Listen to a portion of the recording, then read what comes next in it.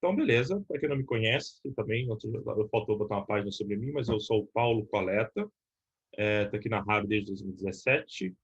Eu faço um mestrado em ciência da computação, com foco em mineração de dados, machine learning. Na verdade, minha área de pesquisa é sobre fairness, que é justiça em algoritmos de machine learning. Mas eu estou aqui na Harvard fazendo back-end, Node.js, etc., que eu faço até melhor do que eu mexo com machine learning, inclusive. Então, vamos lá. A ideia hoje é dar um pouquinho de sequência naquelas talks que iniciaram lá com o Rafael e com o Otávio sobre machine learning no geral. O Rafael trouxe muito sobre cultura data-driven e como são os primeiros passos de adoção de machine learning numa empresa, o que você tem que fazer para não perder oportunidades, e etc. E o Otávio começou a falar uma aula mais introdutória, mais simples mesmo, né? Sobre machine learning, sem trazer complexidade dos algoritmos para cá, as implementações, os detalhes, mas sim como a gente usa, como é que a gente aplica de maneira meio prática. Minha tendência é fazer a mesma coisa, um pouquinho do Otávio, com um problema que seja um pouco menos toy problem que nem o que ele trouxe para cá, já assumindo que a gente tem um conhecimento adquirido das últimas talks. Pô, Coleta, mas todo mundo viu a última talk. Aí a gente tem uma recapitulação aqui do que a gente falou nas talks anteriores aqui, pode trazer o pessoal para a mesma página. Adicionalmente, eu vou falar de clustering, que é uma família de algoritmos de machine learning, mineração de dados, data science, chamem praticamente como vocês quiserem, pode ser intercambiáveis nesse contexto. Então, mas é uma família de algoritmos para a gente trabalhar com dados na grande família que é a ciência de dados. E não vou trazer o algoritmo em si, ok?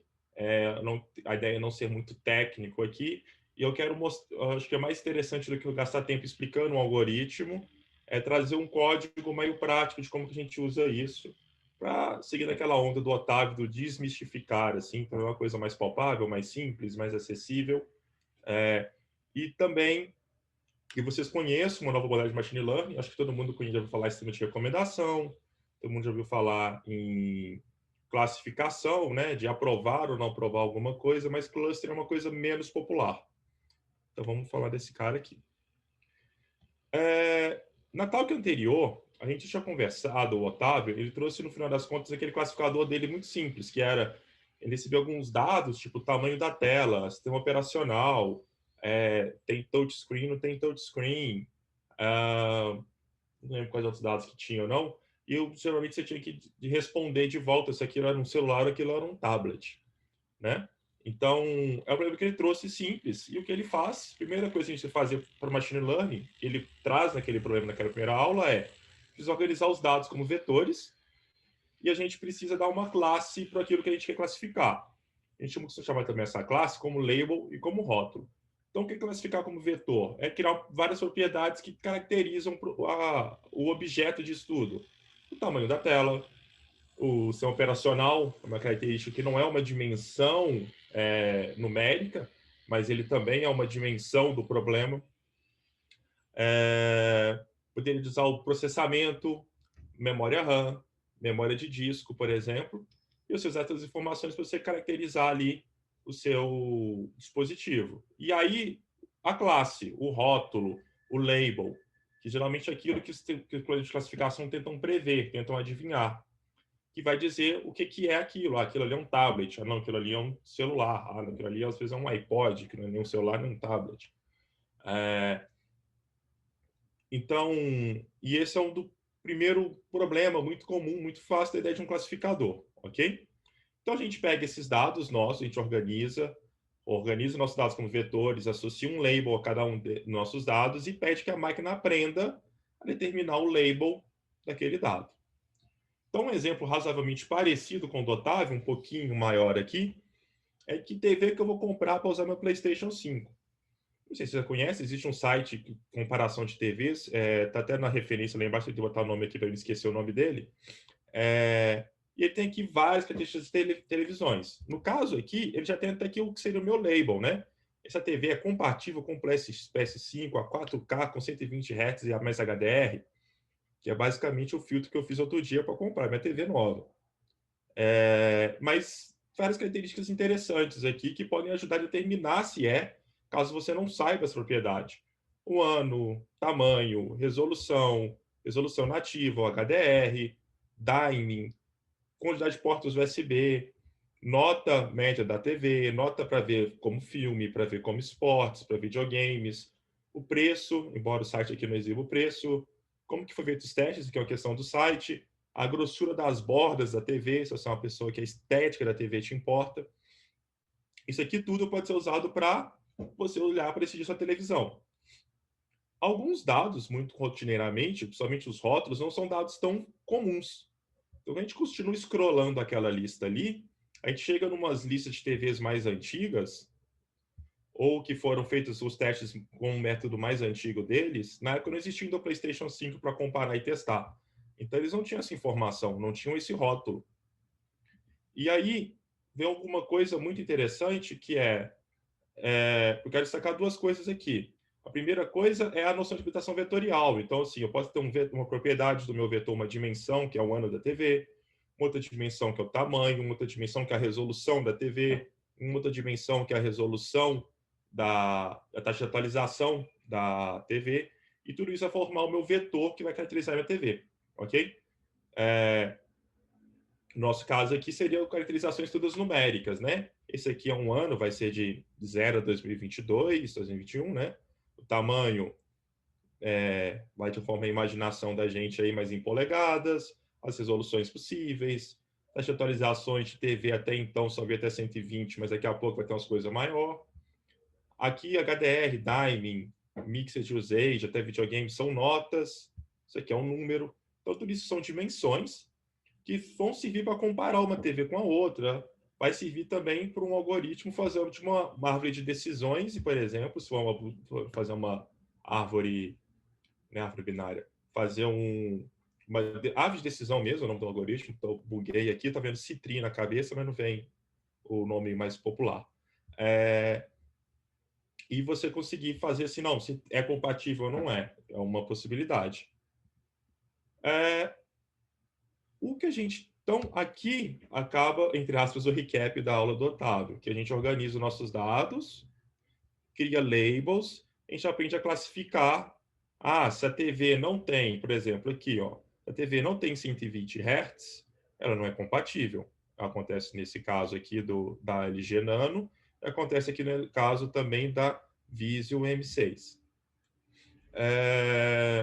E o seu algoritmo vai aprender automaticamente isso. E o legal disso é que você consegue aplicar isso nas próximas TVs. Nas TVs que ainda não foram classificadas. Nesse caso, elas não foram classificadas, que é a metodologia antiga. E aí teria que vir uma pessoa manualmente conferir uma a uma para ver se aqui é yes ou não.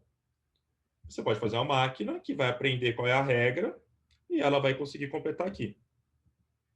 Esse problema é o que a gente chama de classificador. E o problema do classificador é que a gente trabalha num cenário onde os dados rotulados precisam ser abundantes, precisam estar disponíveis para a gente. Porém, rotular um dado, no caso da TV, depende de uma pessoa ir lá e fazer o teste na TV.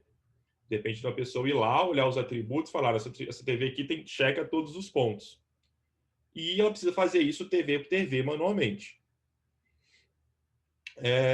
E aí, não necessariamente dessa necessidade, mas como consequência disso, acaba surgindo uma família de algoritmos em machine learning, que são os algoritmos de aprendizado supervisionados. Os algoritmos de aprendizado supervisionados são algoritmos que dependem de rótulos para aprender.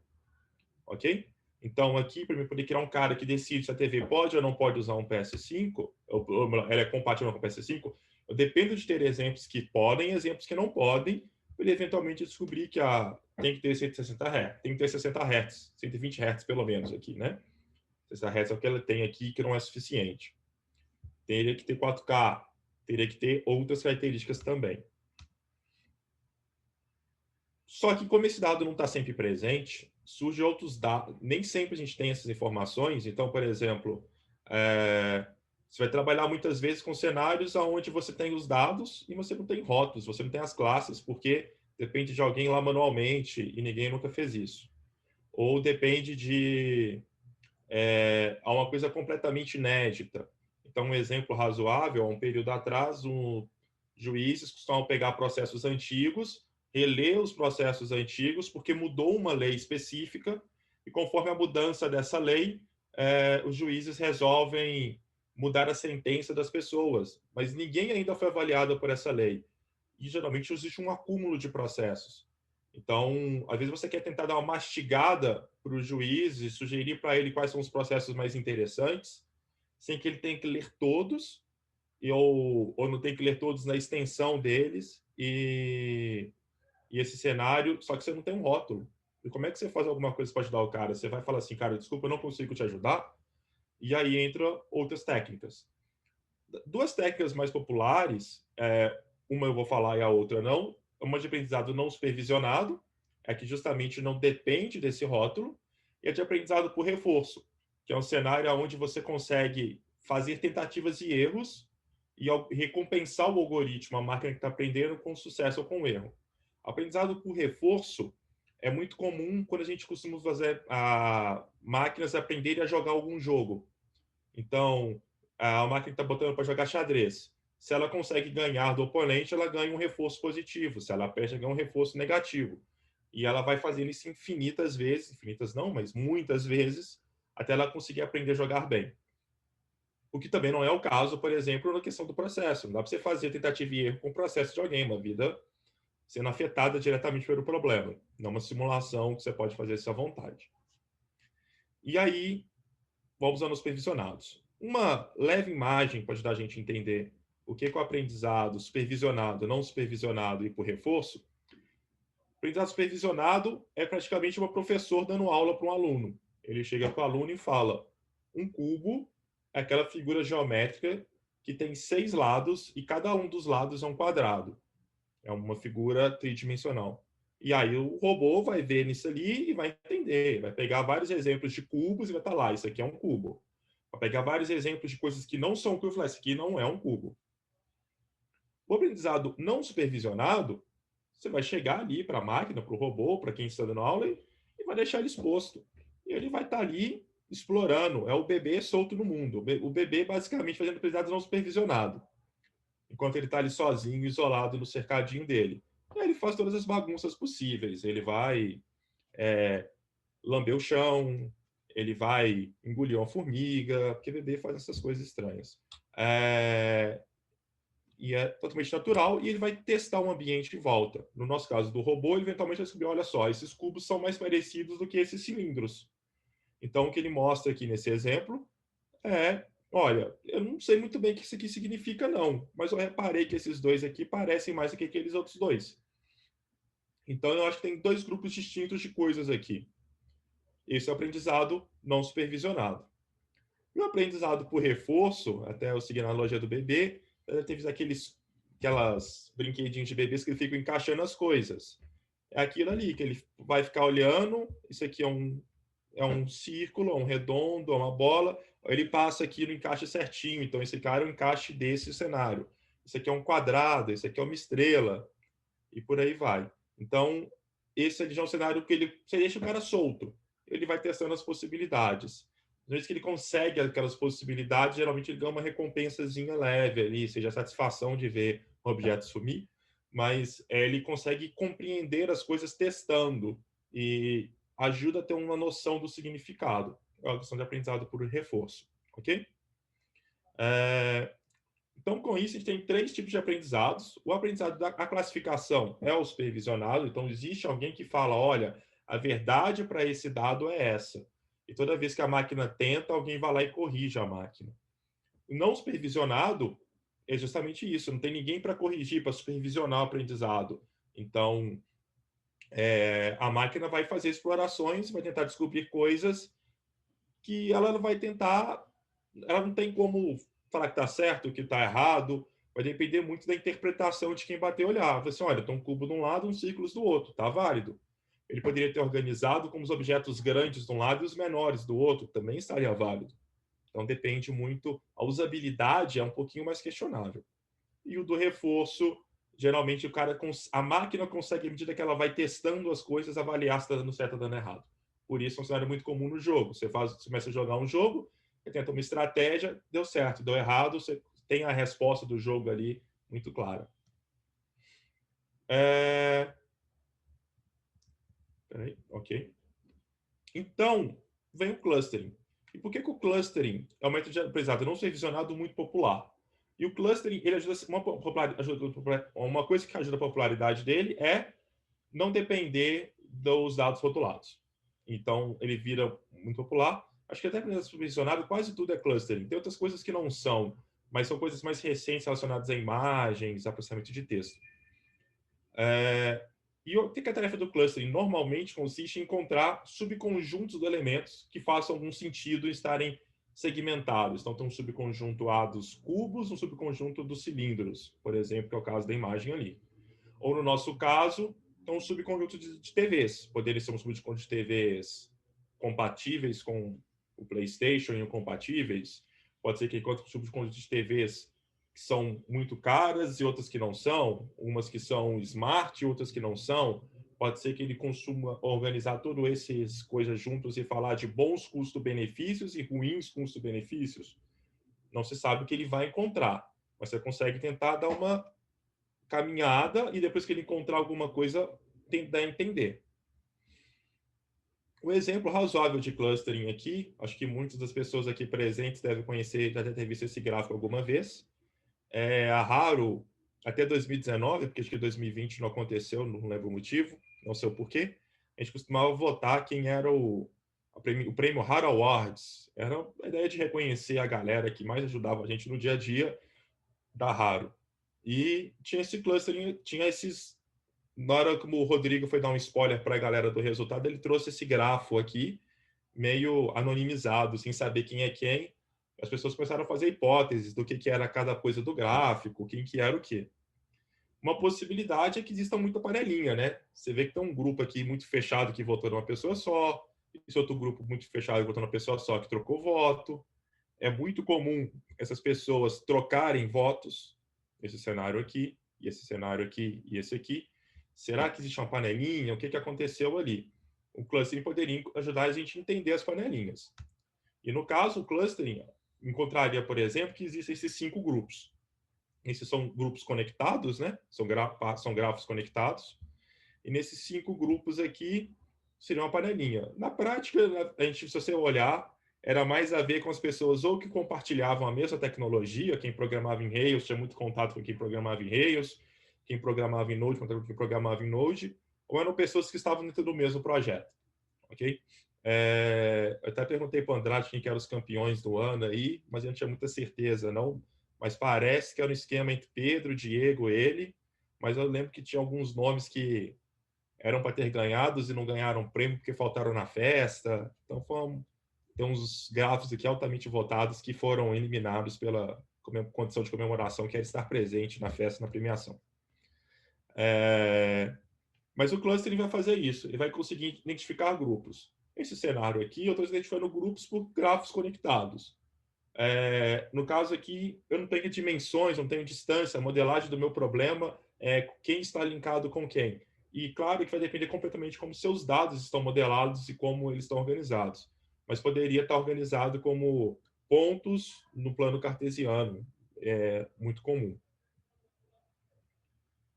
E aí, as aplicações mais comuns para trabalhar com clustering geralmente são segmentação de clientes, segmentação de documentos, segmentação de imagens. Então, segmentação de clientes é muito comum no marketing.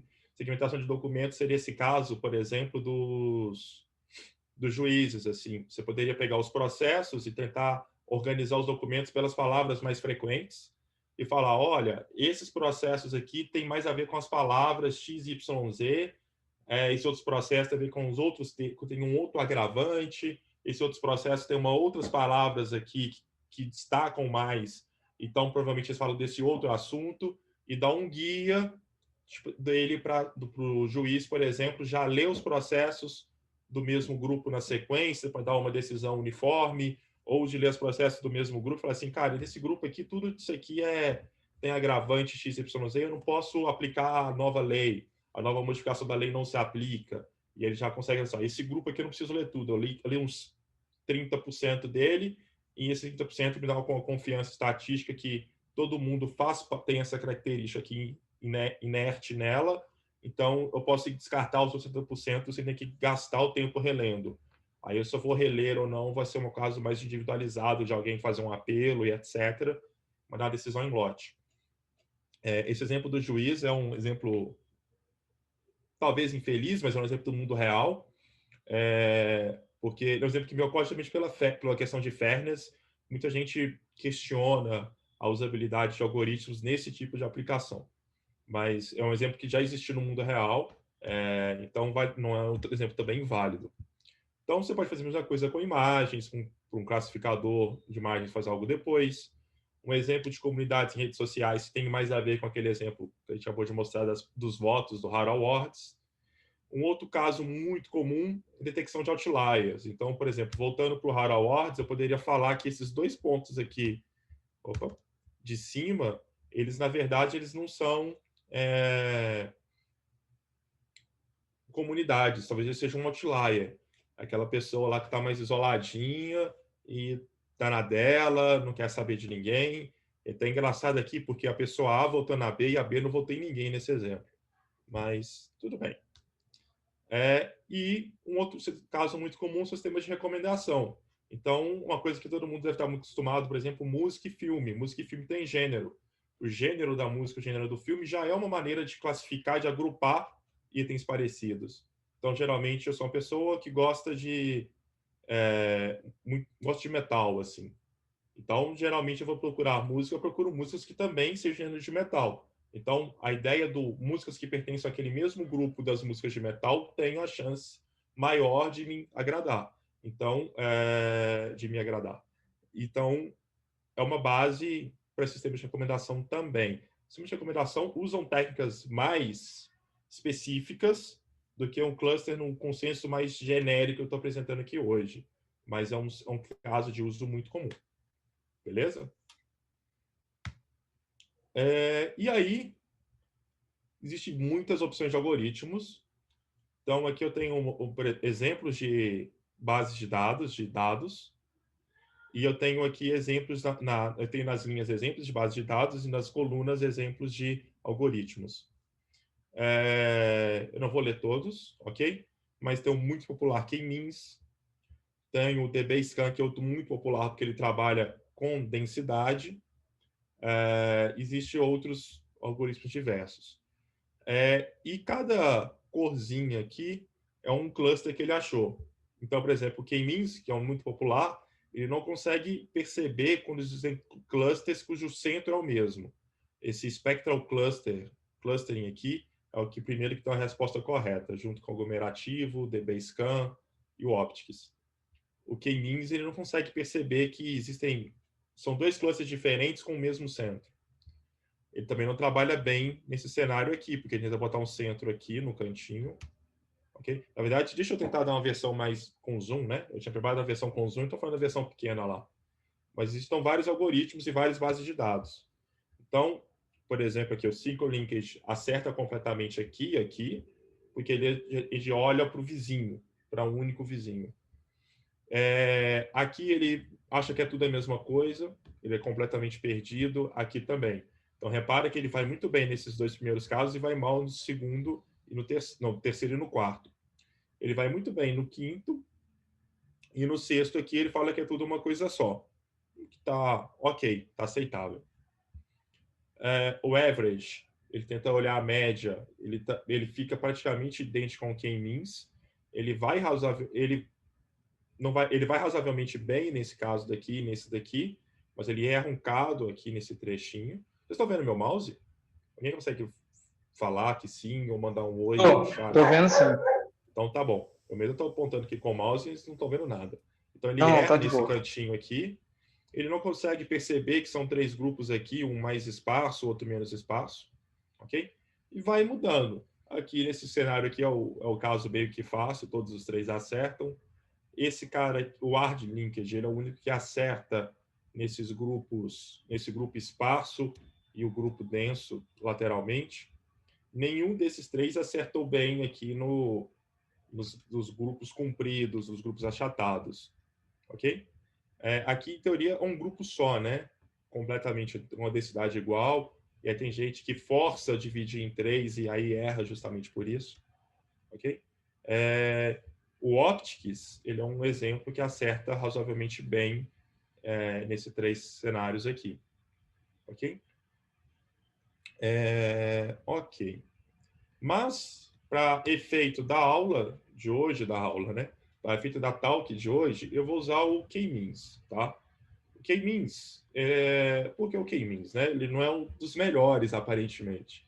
Na verdade, todo algoritmo de clustering, ele vai ser bom em alguns dados e ruim em outros. Então, vai depender muito do formato dos seus dados.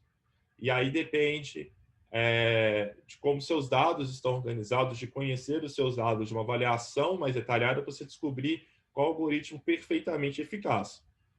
Na prática, a gente faz duas coisas. Na prática, a gente usa o K-means porque ele é bom para os dados do mundo real. A gente usa o K-means, que às vezes, geralmente, a gente faz adaptação nele para ele conseguir pegar esses grupos achatados aqui, e ele consegue ainda assim ir bem nisso. Esse é um cenário prático 1. Um outro cenário prático que a gente costuma usar muito é testar todo mundo e ver qual que foi melhor. E usa o que foi melhor, ok? Que geralmente isso aí você dá um pouquinho mais de tempo para dar uma olhada no que está acontecendo. Mas geralmente, assim, cara, eu tenho uns dados aqui, vamos fazer uma análise rápida. Geralmente você já saca ali o K-means, que ele é meio que um pau para toda a obra, mas ele não é pau para toda a obra, ele é uma coisa que quebra o galho em 90% dos casos. Então, ele é aquele 80-20. Ele é aquela ferramenta que resolve 80% dos problemas, dos datasets do mundo real, com alguns truques, com o tal do kernel, que eu não vou falar nada sobre kernel aqui, mas ele é um jeito de reorganizar os dados. Aí o K-means consegue, inclusive, tratar esse cenário aqui, que é o pior cenário dele. Mas então, ele é muito popular, porque, embora ele tenha limitações com esse tipo de dados, desse primeiro e do segundo exemplo, existe já truques que fazem ele funcionar bem com esses cenários também. Mas não vamos chegar nesse detalhe, não. Mas ele é muito bom. E o último ponto muito importante dele é que ele é um dos caras que escala melhor. Então, você tem muito, muito, muito dado. Isso falando de big data, ele é um cara que geralmente não apresenta problemas. Então, esse é outro fator que aumenta muito a popularidade dele. Então, você quer trabalhar com muitos documentos e é tranquilo trabalhar usando K-means, tá? Outra coisa razoável é que quase todo clustering vai fazer isso para dar resultados mais visuais, mas outros algoritmos geralmente estão os resultados mais difíceis de interpretar, de entender. Então, o lance do K-means é que ele vai criar um centro. E o que o K-means faz, né? Acho que eu não falei muito bem. O K-means tem uma desvantagem, que é uma característica muito importante do algoritmo, é que você precisa falar para ele qual que é o K, qual que é o QI que ele vai usar de número de clusters que você quer encontrar lá dentro. Então, para usar o K-means, você já tem que saber previamente quantos clusters você deseja encontrar dentro dos seus dados. Em alguns cenários, é super comum encontrar já. Não, já sei que eu vou encontrar esse tipo de cenário. Então, por exemplo, jogadores de futebol. Eu quero fazer uma análise de vários jogadores de futebol. Ou, por exemplo, eu estou ali vendo uma galera do futsal. No futsal, ninguém tem posição. Mas eu quero pegar o pessoal do futsal e falar assim, cara, você deveria ir por campo e jogar nessa posição. Você deveria ir por campo e jogar de atacante, de zagueiro, etc. Eu já sei as posições do futebol. Eu sei que tem atacante, meio-campista, zagueiro, lateral e goleiro. Beleza, goleiro vira goleiro, não preciso nem fazer minha análise. Mas eu pego essas 4 posições do futebol e eu pego todo mundo lá da escolinha do futsal, vou rodar um K-means, vou dividir a galera em 4 grupos e eu falo assim, não, beleza, esse grupo aqui tem cara de ser os atacantes. Esse outro grupo aqui tem cara de ser os zagueiros, os meio-campistas, os laterais. Então, e aí você já consegue sugerir para a pessoa algum estado inicial para ela começar o treino no futebol de campo dela, por exemplo.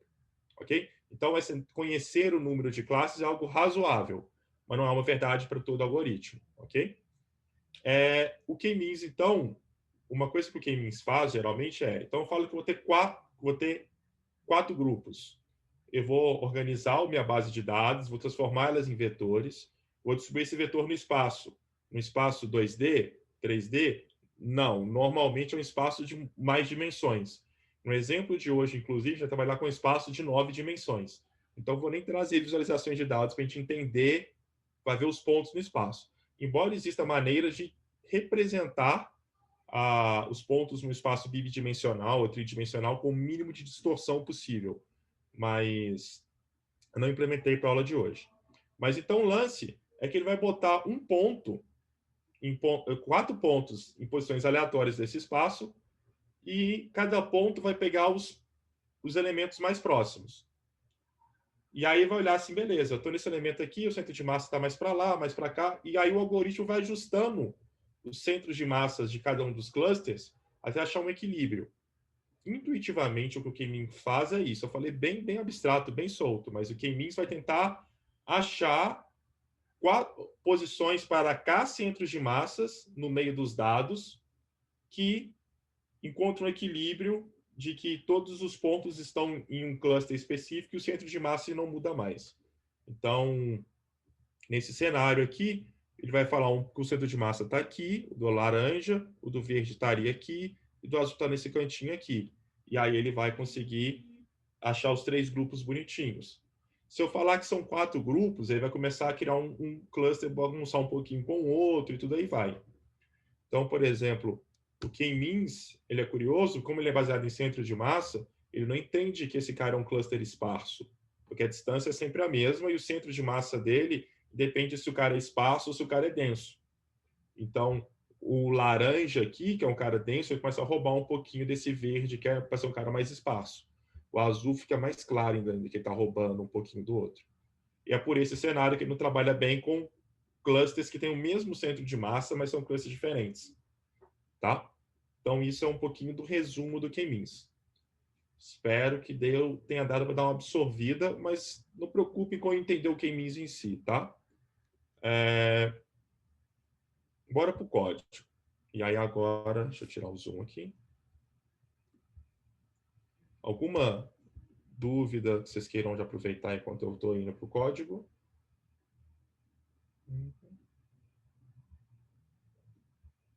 Ninguém? Acho que eu estou até igual no Harotalk. Não sei se está todo mundo entendendo ou todo mundo boiando, mas espero que vocês estejam entendendo mais do que boiando. Mas se tiver dúvida, gente, pode perguntar, pode parar, pedir que eu explique um pouquinho novamente com mais calma. Estou dentro do prazo. Então, no meu exemplo aqui, é um exemplo meio simples, meio bom, bem bacaninha, que é o seguinte. Uma empresa de cartão de crédito, uma empresa do setor financeiro ligada a emissões de cartões de crédito, ela tem uma base de dados com vários usuários e com algumas características de uso dos usuários do cartão, e ela vai pedir para você que faça uma segmentação dos clientes dela, de maneira que ela consiga entender um pouco qual é o perfil dos próprios clientes, e através desse perfil desses clientes, eles vão bolar estratégias de marketing específicas, ações específicas. Ok? Disclaimer óbvio, não tem nada a ver com o BMG, embora seria muito bom se a gente tivesse feito isso no BMG. Alô aí.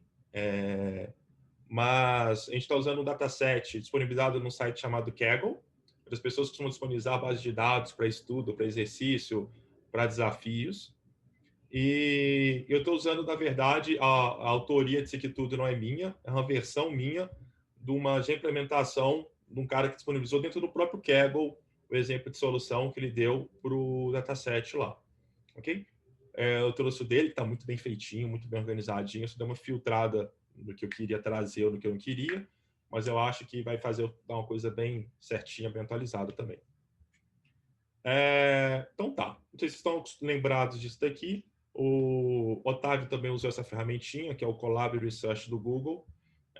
Basicamente me permite criar uma apresentação, não uma apresentaçãozinha, mas um documento que eu intercalo texto com código.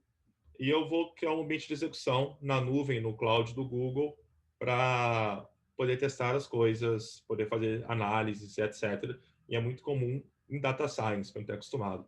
É muito raro hoje em dia a gente rodar coisas nas próprias máquinas, até porque a gente costuma usar algumas GPUs, processadores mais parrudos para rodar tudo mais rápido, mas aqui no caso até que é um algoritmo simples, o processamento é meio leve, poucos momentos você vai ver que vai dar uma demora para ter uma resposta, mas é uma ferramenta muito legal, é muito prática, muito útil, é muito raro hoje em dia alguém estar fazendo algo na própria máquina, assim, é uma coisa meio de cenários específicos.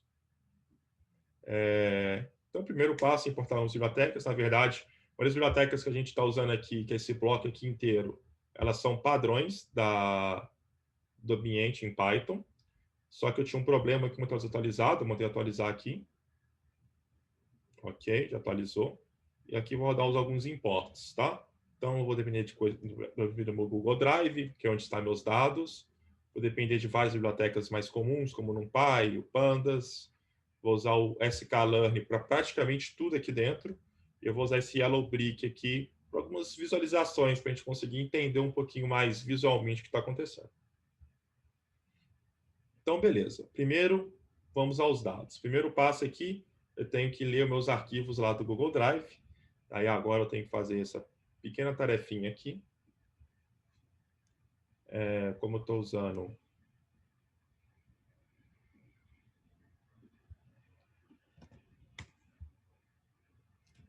o meu arquivo de dados também está no Google Drive, ele tem esse passinho extra aqui para evitar, para poder compartilhar isso.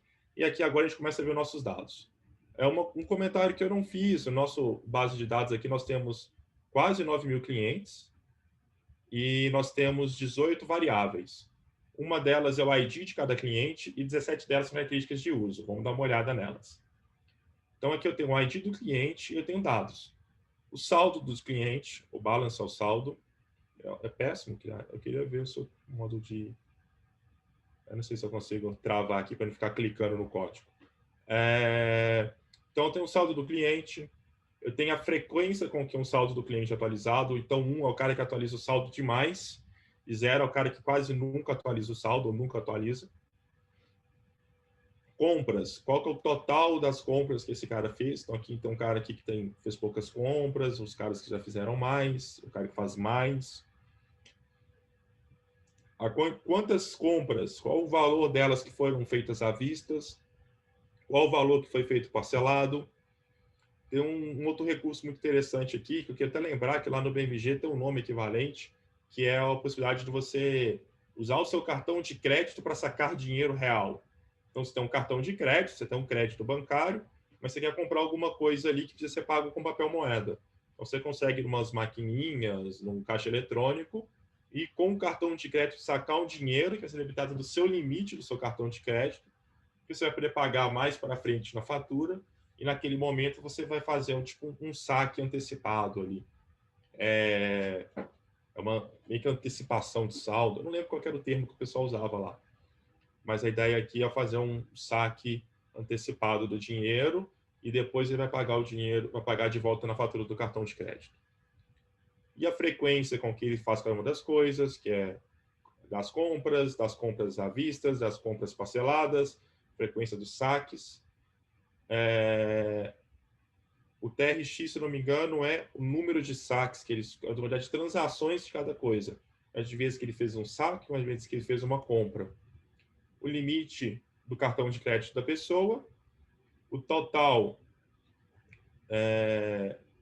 de compras que ele tem que fazer, não, que ele tem que fazer não, payments, é o total de valor que o usuário já pagou, então de faturas que ele já pagou, e o menor valor de fatura que ele já teve, qual que foi a menor fatura, e aqui qual que é o percentual que ele já pagou em relação ao todo. Ah, tá. E esse tenure é o prazo de validade do cartão de crédito dele. É uma das variáveis que ficou mais inútil no final da análise. Então, nós temos esses dados aqui.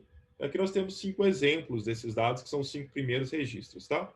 Acho que vale a pena entrar no detalhe vendo os 5 exemplos. não é muito útil. O que é algo muito mais prático, a gente vê uma distribuição genérica dos valores. Então, a gente vê se está todo mundo lá. Então, a primeira coisa que esse count vai poder anotar aqui para a gente, em teoria, está todo mundo lá. Mas tem alguns cenários que, por exemplo, o valor mínimo dos pagamentos, que não existe nenhum valor presente. Pode ser que tenha alguns usuários que nunca fizeram o primeiro pagamento e, por isso, não tem o valor mínimo do pagamento. A média daquele valor, então é interessante notar que aqueles valores de frequências estão sempre entre 0 e 1, e outros valores, tipo saldo bancário, já é uma coisa completamente meio orbitante em relação à frequência. Então tem lá uns R$ 1.500, 64, não, R$ 1.564 contra a frequência de 0,87, uma coisa até meio difícil de comparar um valor com o outro, né? Então, cada um tem um valor de desvio padrão próprio, cada um tem um valor mínimo diferente, e aqui tem um primeiro quartil, segundo quartil, terceiro quartil, que vão estar em faixas diferentes, e vai estar o valor máximo também, de acordo com a própria faixa. Então, uma coisa então importante de notar é que existem valores faltantes, ok? É uma coisa super comum em bases de dados elas não estarem completas ou de algum dos dados ali não ter um valor ainda. No caso, não é porque existe algum erro na extração dos dados. Pode ser que aqueles valores mínimos de pagamento ele simplesmente não existe porque aquela pessoa não pagou nada ainda. Então, o mínimo de quem não pagou nada não é um número para o cara poder botar aqui no dado. E outra coisa é que não dá para comparar uma característica com a outra diretamente, tipo balance ou balance frequency. A frequência com que as coisas são atualizadas e o valor financeiro do saldo do cara não é algo muito medível, não é muito comparável, ok?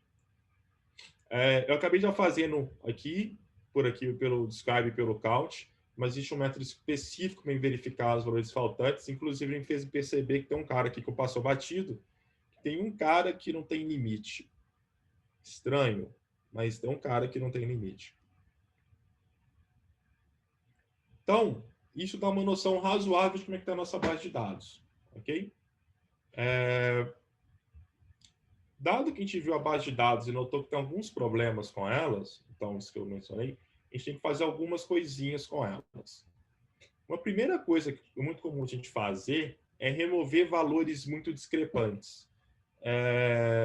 No caso, seria remover os outliers. Mas o que a gente vai fazer aqui não é nem remover o outlier, é meio que dar uma chatada nos dados que são outliers, de maneiras que eles fiquem dentro do nosso volume, para a gente não perder volume de dados e trazer ele para uma faixa de valores mais ou menos coerente com o que eles acabam representando. Então, existe umas possíveis abordagens. Eu poderia jogar os outliers completamente fora, se perder meus dados, mas aqui a ideia foi optar de tem esse cara aqui que é um outlier. Traz ele para perto da galera que está lá em cima e vamos compactar esses outliers ali em cima.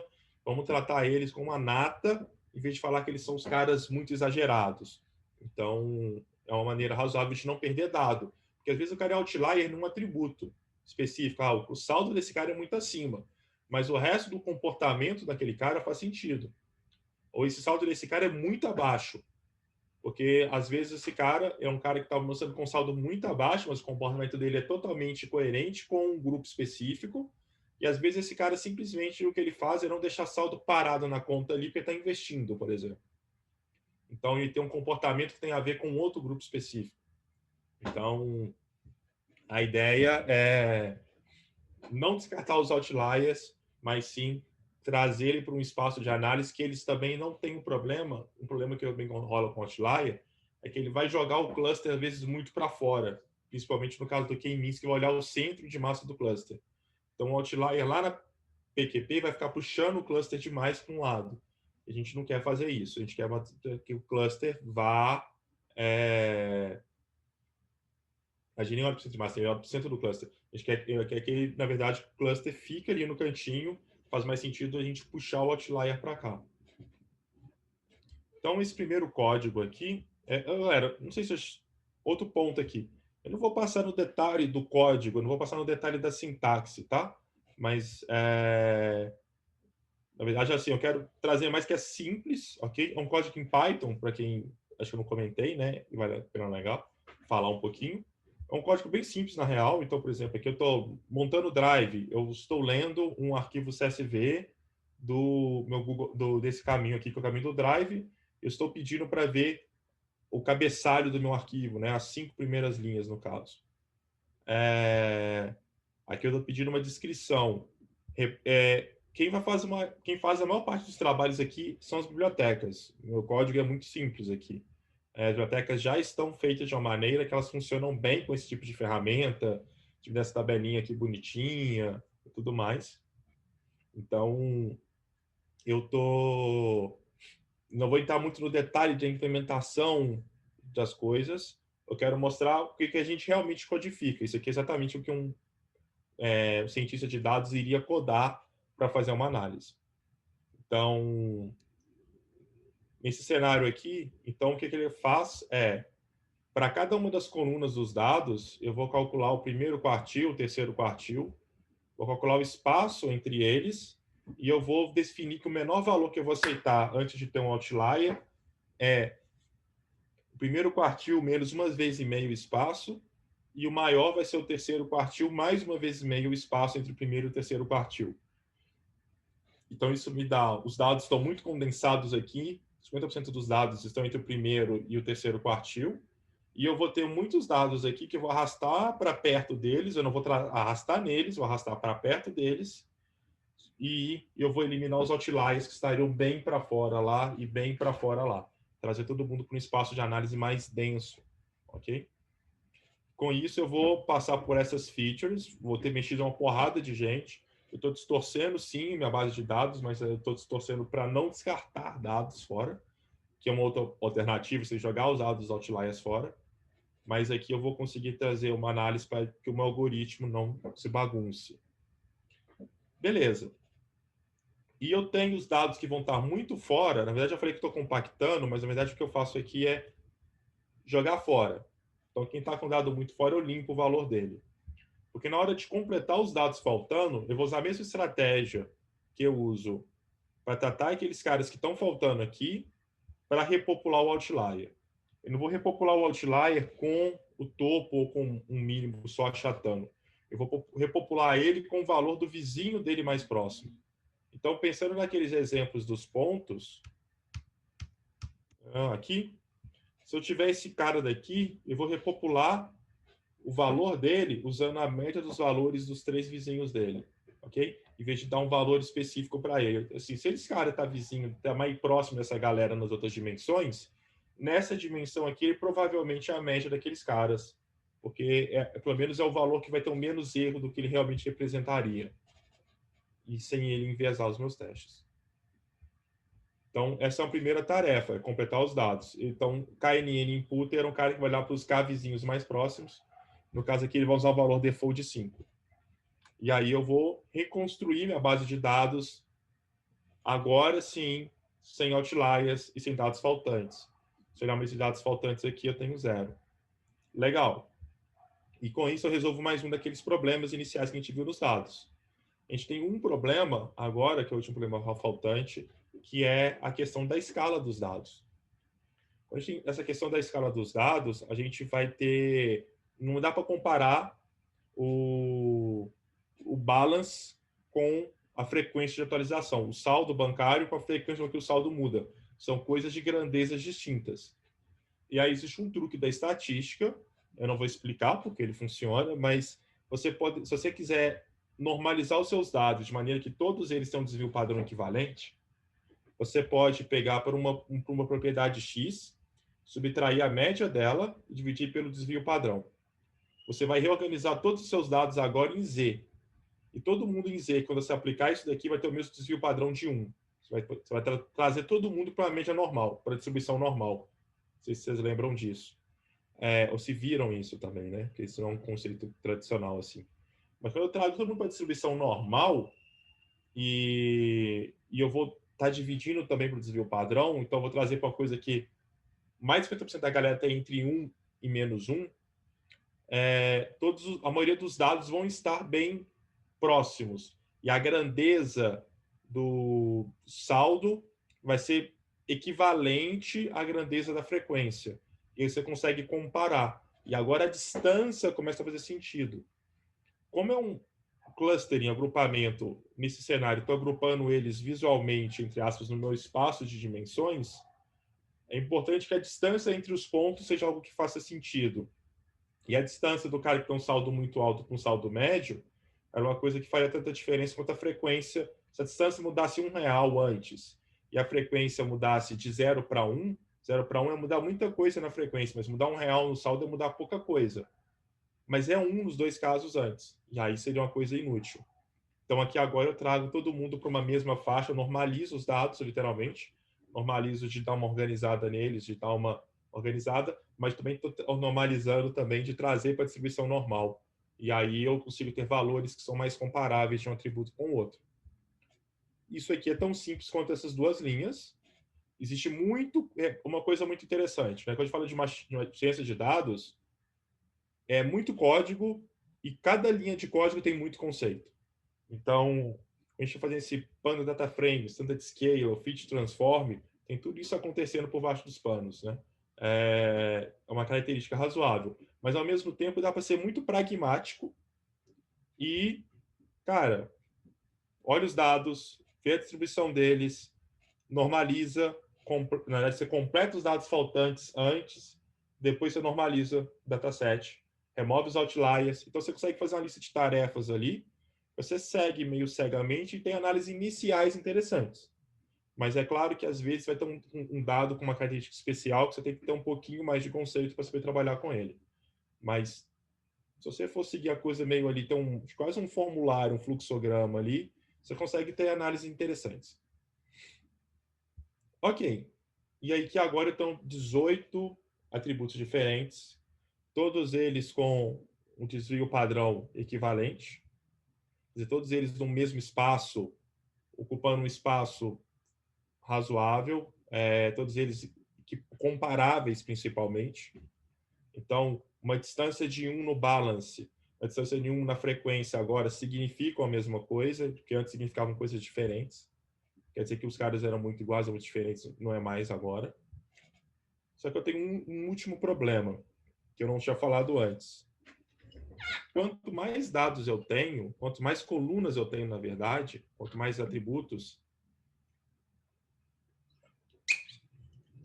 mais igualmente diferentes meus itens vão ficando. É uma coisa meio estranha de falar, mas, tipo, se você avalia as pessoas numa sala apenas pelo sexo, claramente você vai encontrar ali, desculpa, pessoal do RH, dois grupos de pessoas, por exemplo. Pelo menos enquanto cis, né? As cis masculinas e as cis femininas, não sei se deve falar o termo certo. Vou usar outro exemplo aqui, mas vamos lá. Quando você vai avaliar duas pessoas as que gostam e as que não gostam de futebol, você vai achar dois grupos, as que gostam e as que não gostam, e tá tudo simples. E você consegue criar uma diferença entre os grupos muito fáceis. Aí você traz mais um exemplo para comparação, o vôlei. Você vai ter 4 grupos de pessoas. As que gostam de futebol e de vôlei, as que não gostam de futebol nem de vôlei, as que gostam de futebol não gostam de vôlei, as que gostam de vôlei, mas não gostam de futebol. Você traz basquete, vira 8 e vai aumentando. Se você traz muitos esportes diferentes para cada um preencher o formulário ali, no final da conta vai ficar cada um isolado num canto e todo mundo está equidistante. Você já não tem mais um padrão de pessoas. Porque você vai ficar sempre dividindo, à medida que você está trazendo novos atributos para comparar as pessoas, por exemplo. Isso a gente chama de maldição da dimensionalidade.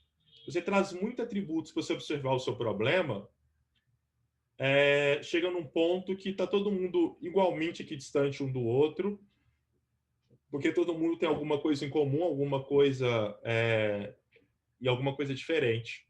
Então, idealmente, você deveria trabalhar com as features relevantes para o seu problema. E quais são as features relevantes para o seu problema? Eu não sei. Eu estou conhecendo o dado agora, não faço ideia. E uma coisa muito comum, então, me dá uma porrada de feature e eu vou fazer um processo aqui que chama análise de componentes principais, que ele vai recriar componentes que resumem os atributos. Eles vão manter a distribuição e a caracterização dos itens. Ao invés de eu trabalhar com 18 colunas, eles vão me dar ali 9 colunas. Uma lista mais simples de colunas para trabalhar e um cenário mais adequado. E um cenário com o qual os meus algoritmos não vão ter problemas também. E esse é o ponto principal. Porque o dado por si só não tem problema, o dado está ali, o dado é verdadeiro, o dado é correto. Mas às vezes tem muita coisa irrelevante para o seu algoritmo, ou muita coisa, e na hora que o seu algoritmo vai tentar usar e tem muitos dados, muitas colunas, ele começa a ficar ruim. Porque na hora de calcular a distância fica muito grande. Então, isso tem muita vantagem que você consegue criar algumas otimizações trabalhando com menos colunas. Você poderia tentar selecionar as mais relevantes, mas é uma coisa mais inocente do que a abordagem que a gente vai usar, que é usar o tal do PCA. Então, o PCA ele vai perceber os dados. Então, por exemplo, voltando aqui no nosso exemplo do clustering, trazendo esse componente aqui, esses dois caras, ele fala assim, cara, eu posso organizar esses dados, por exemplo, em vez de ter essa dimensão vertical aqui, essa horizontal aqui que a gente está vendo, a gente pode ter uma dimensão na diagonal aqui, assim. Uma dimensão que... Opa! Eu queria um lapisinho, mas eu não tenho. Que essa dimensão na diagonal, ela representa muito mais os meus dados. Os dados têm muito mais distribuídos nessa diagonal do que eles são distribuídos em qualquer outra dimensão. E ele vai simplificar os seus dados trazendo isso para essa diagonal. E uma outra coisa, assim, beleza, depois que ele tem essa diagonal aqui, outra coisa muito relevante é essa outra diagonal perpendicular. Ou eles vão achar outras dimensões. Normalmente aqui uma visão 2D de um dado que provavelmente é multidimensional.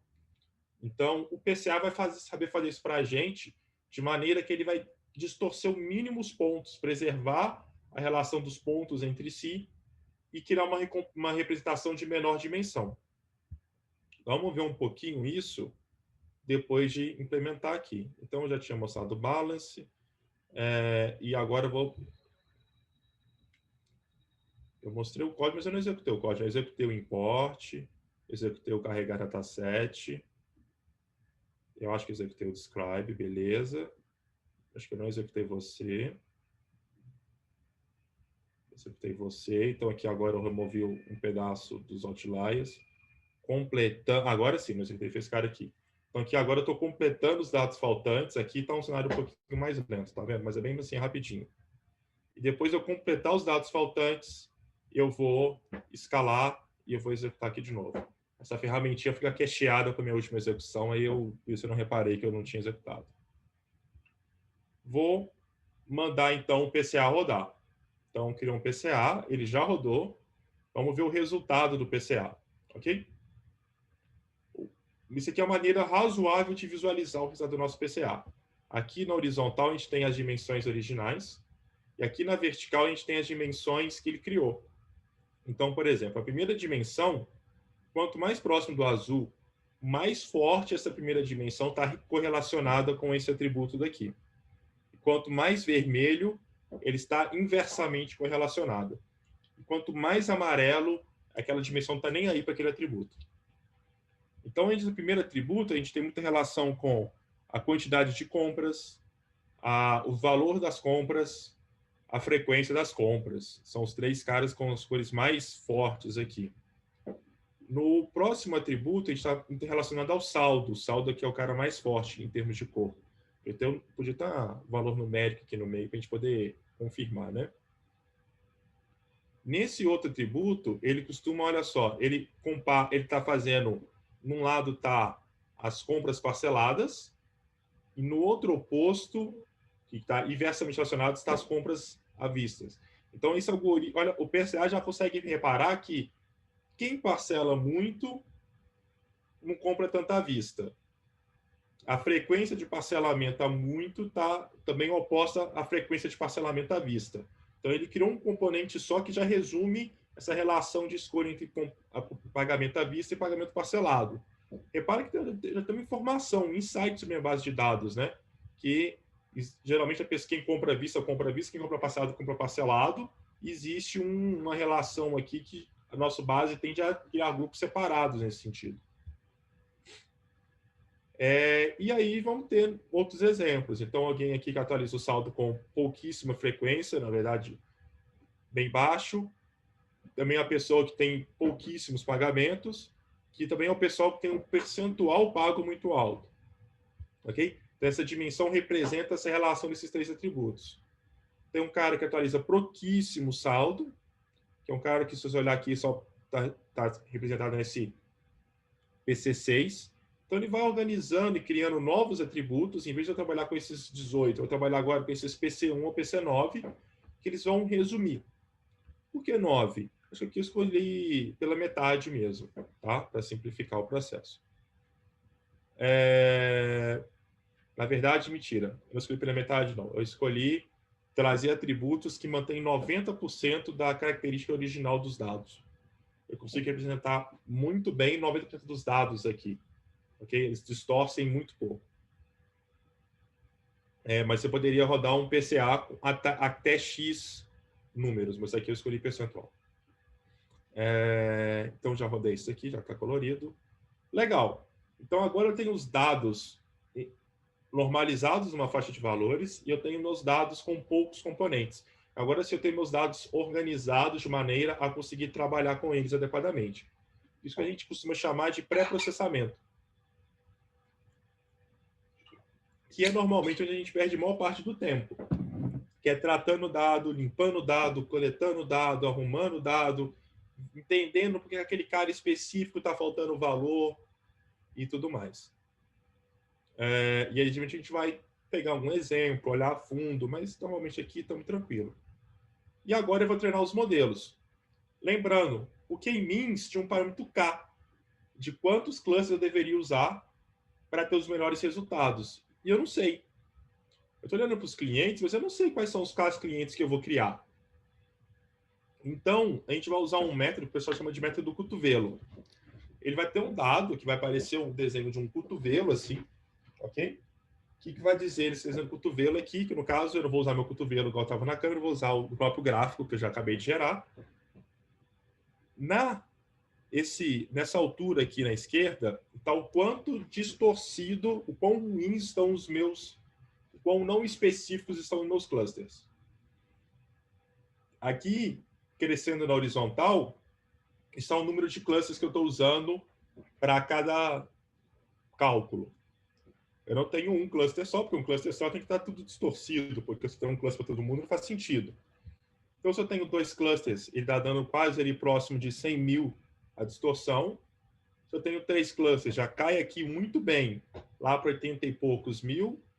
Se eu tenho 4 clusters, que está até destacado aqui como algo interessante, ele já cai aqui para os 7 mil e poucos. E do quinto, sexto, ele começa a cair muito pouco. Então, aqui no K igual a 4, é o que o método cotovelo dá como ponto ideal. Você tem no início ali do braço caindo muito rápido e na parte do antebraço cai muito pouco. Então, aqui forma o desenho do cotovelo, que é esse ponto aqui. Esse ponto aqui é onde forma o desenho do cotovelo. Nesse conjunto de dados, está bem mais suave. Você teria que tentar medir o ângulo aqui especificamente, manualmente, para você entender que realmente é o K igual a 4 o ponto ideal. Mas nesse cenário aqui, o K igual a 4 é o ponto ideal, eu não preciso medir isso, porque meu próprio algoritmo faz isso para mim. Então, novamente, é muito conceito para pouco código, o que, de certa forma, é interessante, né? Porque você consegue trazer muito conhecimento e pouco esforço. Beleza, então eu vou fazer de novo, vou criar um K-means com 4 clusters, e eu vou mandar esse meu K-means falar qual é o grupo de cada um dos meus elementos. Então, rodei. E agora eu vou pedir o meu K-means para colorir meus elementos, para mim ver como é que está isso ali agora, meus resultados. O que eu encontrei? Primeira coisa, eu tenho 4 grupos. A gente começa a contar do 0. 0, 1, 2, 3, os meus grupos. O grupo 0, azul, ele tem a maioria dos elementos. Depois, o grupo rosa, vermelho e verde tem quase a mesma coisa. O rosa tem 22, o resto tem 23. Beleza, eu consigo saber daqui, né? A gente tem que fazer mais coisas mais para frente para ver se está legal. Mas eu já consegui encontrar, então, 4 grupos. Eles não são com o mesmo tamanho populacional, mas eles são provavelmente clusters de tamanhos parecidos. tamanhos euclidianos de distância, tá? Não de quantidade de elementos. Uma coisa razoável que a gente usa para poder ver se aqueles clusters fazem sentido e verificar se aquele resultado é interessante é uma métrica chamada Silhouette Score. A ideia dele é verificar se os seus clusters estão realmente distantes uns dos outros, ou se eles estão próximos e está uma bagunça, e etc. E ela basicamente vai de -1 a 1. 1 quer dizer que seus clusters estão muito bem definidos e muito bem separados uns dos outros. 0 quer dizer que seus clusters estão tendo muita sobreposição. Quer dizer que um cluster está muito colado no outro, não existe uma separação clara entre os dados. Ok? Geralmente isso quer dizer até que os clusters são praticamente equivalentes, ou o mesmo cluster. O -1 indica que seus clusters estão assinalados incorretamente. Quer dizer que seu cluster está misturando muito uma coisa com a outra, tá? Tipo, se você inverter tudo que você está fazendo, você passa a fazer certo, entre aspas. Mas é que você está fazendo tudo errado. Melhor descartar e começar de novo. O resultado desse nosso cluster aqui foi 0,25. Então, ele é alguma coisa interessante, ok? Ele não é um cluster muito bom, uma análise muito perfeita, mas a gente vai fazer uma análise simplória aqui, mas é uma análise que está dando um resultado interessante. E, olhando para o nosso cluster aqui, existe outra maneira de ver o Silhouette Score, que é interpretar ele, que ele mostra aqui qual é o score de cada ponto dentro do cluster. E tem muitos pontos que estão com scores altos, esses que estão à direita da barra da média. Então, aqui tem muitos pontos que estão olhando assim, cara, eu faço muito sentido estar onde eu estou. Esse ponto olha para o cluster onde ele está, assim, não, aqui estou no lugar certo. Muitos clusters que estão assim, eu estou ok, que esse cluster que está ali entre cuja métrica individualmente daquele ponto com o cluster está de 0 a 0,2. Tem, inclusive, alguns pontos que eu olho assim, cara, eu estou abaixo do ok. Eu estou aqui, mas não sei se aqui é o meu lugar, não. Eu tenho a impressão de que não. Que é esse pessoal que está aqui para cá. Mas se você olhar, são muito poucos pontos que estão passando por isso. A maioria dos pontos acha que estão ok e tem um volume bom de pontos que esse pessoal daqui que tem assim, cara, eu estou bem para caramba aqui. Aqui faz muito sentido eu estar onde eu estou. Ok? Então, olhando para isso aqui, os clusters que a gente olhou parecem que fazem sentido. Isso está legal. Ok. Você vai chegar lá para o pessoal do marketing e assim, marketing, achei que tem 4 grupos. E tchau. Não. O marketing vai perguntar, beleza, mas o que tem nesses 4 grupos? E aí vem a parte mais divertida, mais criativa, mais ousada. Uma maneira razoável de interpretar os grupos é plotar os grupos como se as médias dos valores dos grupos pelos componentes que a gente fez a análise. Vai ver esse gráfico aqui que parece aquele gráfico de estrela do FIFA, a pipa do Robson, etc. E aí eu noto por esse gráfico aqui que um grupo difere muito do outro pelo componente 1, pelo 2 e pelo 3. A gente começa a olhar aqueles componentes 4, 5, 6, 7, 8 e 9, um grupo para o outro começa a diferença de um para o outro começa a sumir. Isso é um negócio muito interessante. Mostra, inclusive, o poder do PCA, de que os primeiros atributos que eles criam são muito bons. E a gente poderia voltar aqui e olhar quem que é o 1, 2 e o 3. O 1 é o cara que olha aqui pela frequência das compras, pela quantidade de compras e pelo valor das compras. O 2, ele é o cara que olha um pouquinho para o saldo, olha para a frequência de compras, ele olha para o saldo aqui, de novo, um pouquinho para o saque, mas ele olha muito para o saldo e muito para todo o resto também. O 3 é o cara que olha lá para aquela questão lá do pagamento à vista e do pagamento a prazo. Então, quer dizer que essas coisas vão ser coisas fortes para a gente. A frequência de compras, o saque em papel, aqui também está no oposto, aqui está no laranjinha fraco. O saldo bancário, muito forte no item 2, e pagamento à vista e pagamento a prazo, muito forte no componente 3. Então, fica ali uma dica de entender o que vai acontecer. Eu posso ver esse mesmo gráfico de maneira mais fácil. Você vai isso aqui para o RH e para o marketing. E pedir para o marketing. Marketing, olha esse gráfico aqui de estrela e olha aquela tabela lá colorida, vai ser uma coisa meio complicada. Você pode trazer de volta para as dimensões originais. E aqui bagunça, né? Não sei se dá para vocês perceberem, assim, não sei se dá para olhar para isso aqui e entender alguma coisa. Mas agora que a gente já deu aquela mastigada lá de à vista a prazo, saldo, quem saca dinheiro usando saco, quem usa o cartão de crédito para sacar dinheiro, etc., a gente tem uma noção do que pode acontecer. São os pontos principais que a gente dá uma observada aqui. E aí, eu já vou trazer aqui meio mastigado. Eu não vou rodar de novo esse cara, porque a última vez que eu rodei de novo, ele bagunçou a ordem das cores. E bagunçou a ordem das cores, eu tive até que mudar aqui a ordem dos números. Então eu não vou deixar aqui certinho para ele não passar vergonha, porque eu não tenho muito tempo para pensar mais. Mas vamos lá. Acho que faz até um zoom aqui, né? Então, a gente tem 4 grupos. O azul, o verde, o vermelho e o rosa. Vamos começar, então, do grupo azul, do verde, 1, ok? Esse grupo azul e verde, tem uma característica interessante. Primeiro, não dá para ver aqui, mas aqui está o balance, e também está aquele tenor, que é a validade do cartão, que para todo mundo ficou a mesma na média.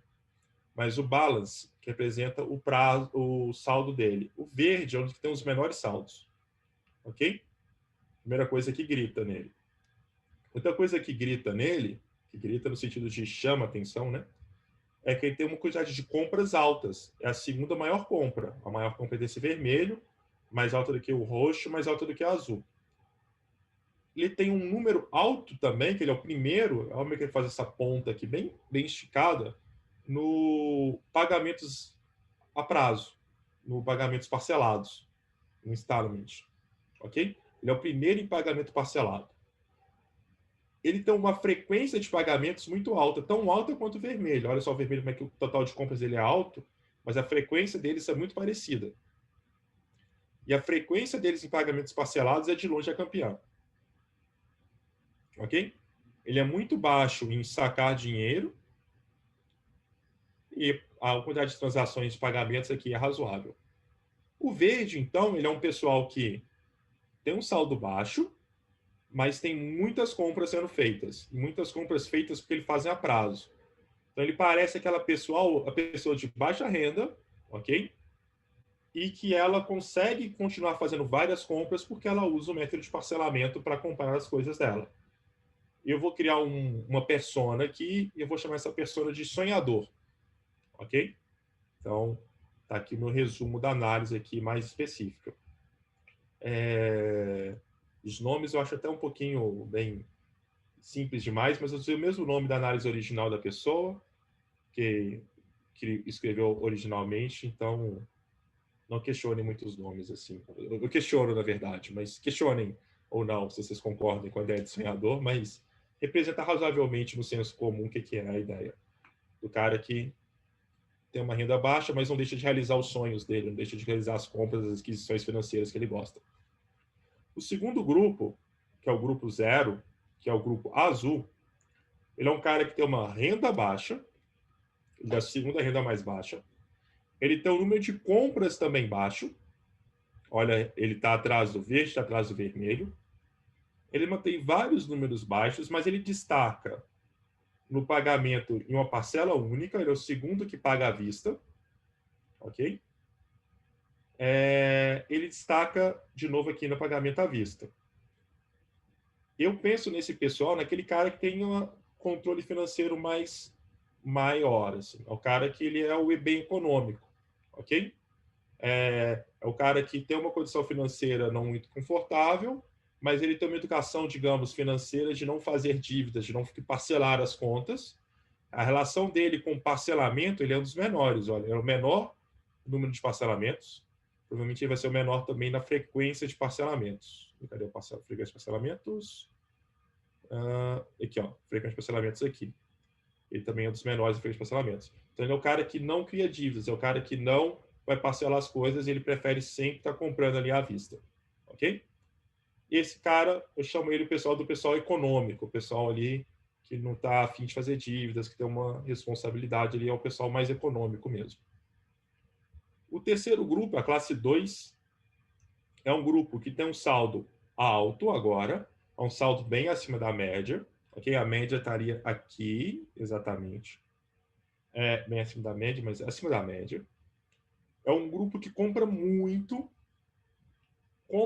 à vista, mas também compra muito parcelado. Então ele tem a relação cai aqui, mas esse cara não tem tanta essa de ou à vista ou parcelado, ele compra muito nos dois sentidos, mas é um cara que compra. E é um cara que usa muito pouco cash em advance em relação ao resto, né? Repara que o verde, o azul e o roxo tem muitos saltos de muito aqui, pouco ali. Então, o vermelho ele é bem pouco nessa ideia de sacar dinheiro físico comparado com o resto. Ele saca mais do que o azul e que o verde. Mas se você olhar em relação ao resto que ele faz bem menos isso do que ele faz o resto. Então, um cara que compra bastante, tem um valor financeiro, compra muito à vista, igual eu falei, isso aqui meio que se repete, isso aqui é quase um espelho, porque aqui é o valor financeiro, aqui é a frequência, tá, gente? Mas tem uma correlação leve entre as variáveis. Então, é um pessoal então que tem um consumo muito alto. Outro atributo alto é esse aqui embaixo, que é a quantidade de transações diferentes que ele compra, muitas transações diferentes. Aqui o valor é alto e a quantidade também é alta. O limite dele é alto, ok? Curiosamente, o limite desse cara que faz muitas transações é mais alto, inclusive, que o cara roxo que tem mais saldo. Olha só. Uma relação interessante. Então, esse cara que faz muitas transações, o cartão dele é mais ativo, ele ganha a confiança do banco e ele tem mais limite do que o cara que tem mais dinheiro do que ele. Ok? Então, uma relação curiosa aqui. Esse terceiro grupo, o autor original do negócio chamou dos burgueses, ok? Que é o pessoal que tem uma renda interessante, não chamo de burguês não, porque acho que burguês tem uma renda maior do que esses caras aqui. Talvez os burgueses, mais empreendedor individual, né? Mas na escrita original eu mantive aqui, então ele chamou o grupo 2 a classe vermelha de burgueses. E curioso chamar a classe vermelha de burguês, né? Podia botar talvez ele em outras coisas. Mas, e por último, a classe roxa, as classes são escolhidas automaticamente pela biblioteca de plot aqui, que é o Yellow Brick. Então, não foram pensadas por mim. A classe roxa é o pessoal que tem muito dinheiro. A classe roxa é o maior dinheiro, mas ele tem muita pouca compra. É muito estranho esse comportamento. Eles fazem muito saque financeiro, ok? O cash advance dele, a frequência do saque financeiro dele. E esse comportamento estranho é muito curioso. Eles fazem poucas compras, eles têm as maiores parcelas mínimas, muito estranho. Sendo que o cara compra pouco, como é que ele tem as maiores parcelas mínimas? Se bem que o pessoal compra muito, tem muita comprinha boba, né? Então, se esse cara compra no cartão, ele não está fazendo compras bobas, provavelmente, assim.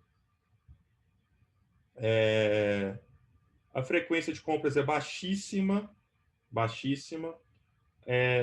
Quando ele compra mais à vista do que ele compra parcelado, para reparar aqui por essa dimensão e por essa aqui. Mas o mais interessante dele é que ele faz muito saque em dinheiro, cash advance, advance frequency, quantidades de cash advance, são de longe os mais altos. Essa classe 3, para esse comportamento estranho, assim, porra, quem que é a pessoa que tem um cartão de crédito para fazer saque? Sendo que esse cara tem saldo. Esse cara deve estar usando um cartão de débito e uma conta corrente normal.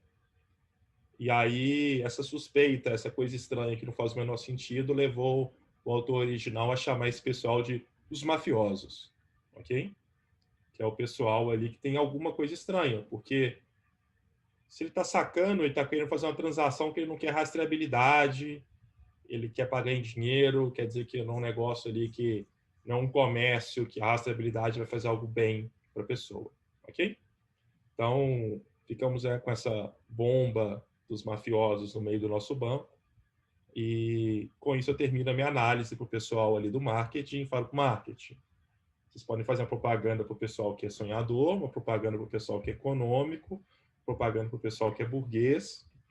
E aí a gente tem uma outra propaganda, na verdade, tem que ficar atento com essa galera aqui que é mafiosa. Chama o setor lá de compliance daqui, que aqui talvez possa estar rolando lavagem de dinheiro e a gente tem que denunciar lá para o Bacen. Ok? Minha conclusão é que pouco código, muito conceito. Acho que a conclusão que não estava nem escrita aqui, mas eu acho legal. Seguir uma cartilha de boas práticas, então você consegue seguir essa mesma receita com praticamente qualquer análise, até não clustering, tá? De pega os dados, dá uma olhadinha nos dados, dá uma tratada nos dados, remove outlier, remove campo faltante, normaliza os dados, importantíssimo. Qualquer algoritmo hoje em dia beneficia muito disso, ok? E resolve os campos faltantes, aqui que a gente termina de resolver os campos faltantes. Reduz a dimensionalidade, ok? Essa dimensionalidade é um problema que outros algoritmos mais recentes, tipo Deep Learning, já não é mais um problema para eles. Na verdade, para Deep Learning, autodimensionalidade vira uma coisa até melhor, porque eles conseguem pegar mais essas nuances. Mas algoritmos mais antigos, mais de mineração de dados, eles têm essa noção, essa pegada mais de dados com menores dimensionalidades, mas muito dados.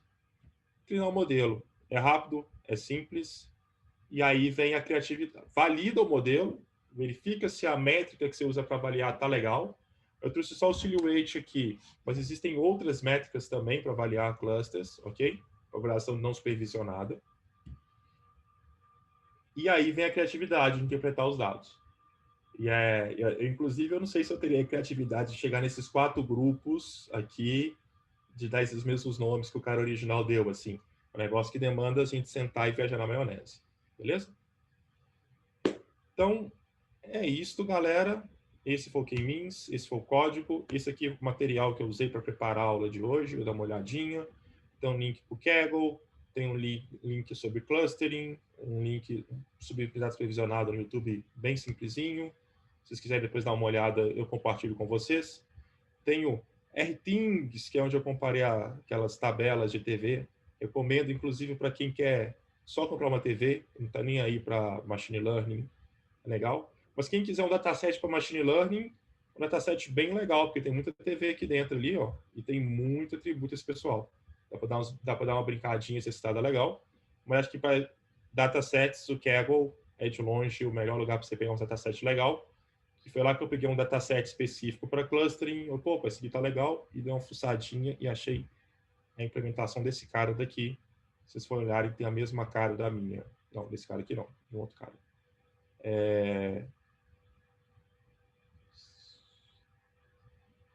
Não vou achar ele aqui agora, não. Mas é o que está no linkado aqui, ó. Esse cara aqui. Então é isso. E o Scikit-Learning, para quem quiser fuçar, essa biblioteca aqui, vamos tirar essa imagem, inclusive. Muito fácil de usar, muito leve, muito prática. Tem até no User Guide aqui tem um lugar aqui, um tutorialzinho. Vou falar para o pessoal trazer na próxima. Eles trazem tipo um fluxograma de que algoritmo usar. É bem legal. Perguntas? Obrigado.